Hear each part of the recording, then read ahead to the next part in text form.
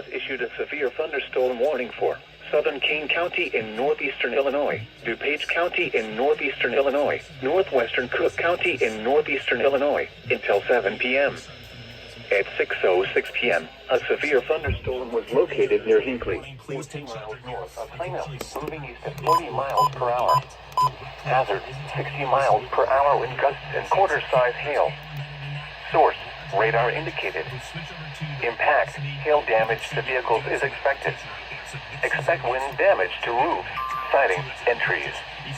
Locations impacted include Aurora, Naperville, Elgin, Schaumburg, Wheaton, Hoffman Estates, Downers Grove, Elmhurst, Lombard, Bartlett, Greenwood, Carroll Stream, Hanover Park, Addison, Glendale Heights, Elk Grove Village, St. Charles, Glen Ellen, West Chicago, and Batavia.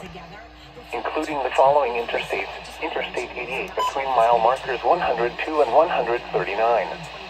Interstate 290 between mile markers 4 and 15. Interstate 355 between mile markers 18 and 30.